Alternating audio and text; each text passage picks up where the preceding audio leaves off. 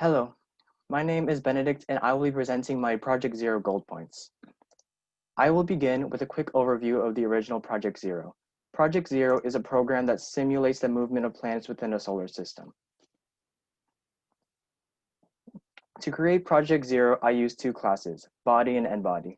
The Body class represented the planets of the solar system and calculated the movements of each planet. The N-Body class used information from a file to create the body instances and run the program itself. In my version of Project Zero, I added a player-controlled rocket and a zoom feature.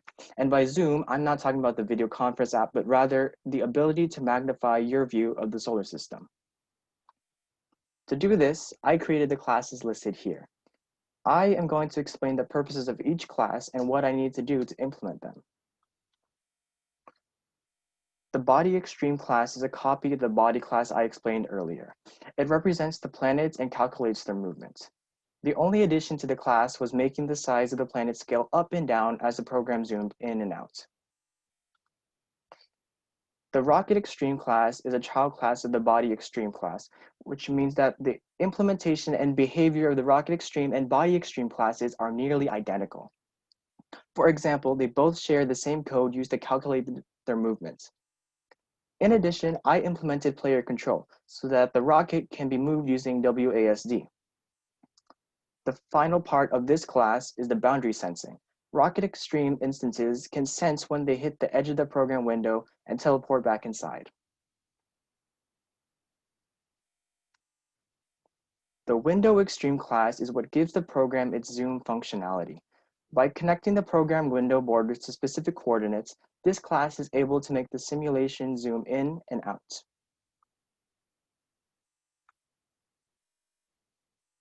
The N-Body Extreme class is just like the N-Body class, but with fewer uses.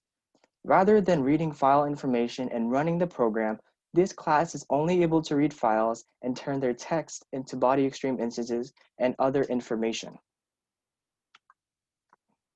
Finally, we have the Main Extreme class. This class's main purpose is to run the program, taking information from all the extreme classes I explained earlier and turn them into a working simulation. Along with this, it keeps track of a zoom multiplier value that the user can control using the up and down arrows. This value corresponds to how far zoomed in the simulation is. The final piece I implemented in this program was the ability to run it without any input. The original Project Zero required command line arguments to run, but I made sure that my version was able to run with or without inputs. Now I will demonstrate my program.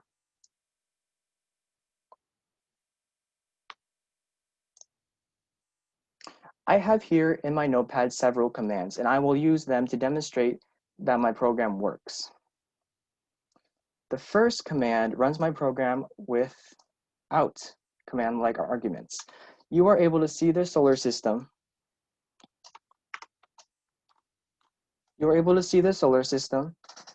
And you will also notice that, oh wait, no, sorry. You are able to see the solar system, and you will also notice that I am controlling, and on the other side, I am able to control this rocket. Now you can barely see this rocket, and that is because I need to zoom in. And I can do so using the up and down arrow keys. You can see that whenever the rocket hits a border, it is immediately teleported back into the system.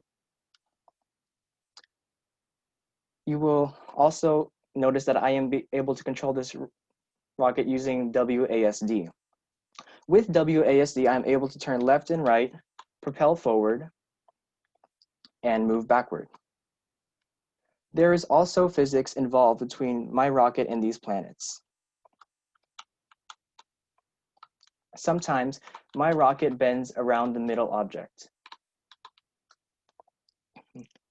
which is the sun.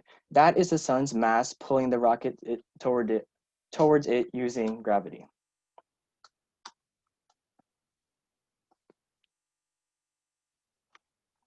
Now that you understand what this program does, I will show you that it works without using command line arguments. The second line of text in my notepad runs my program with those arguments.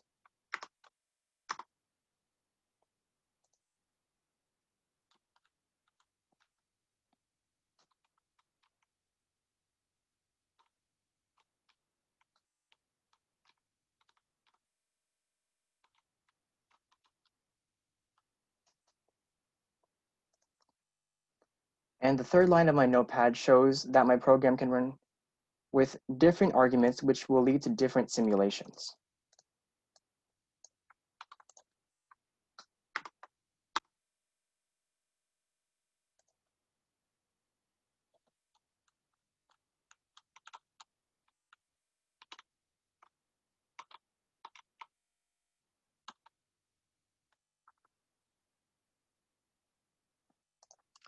And that is all I have to show you today. Once again, this is my Project Zero goal points. Thank you for watching.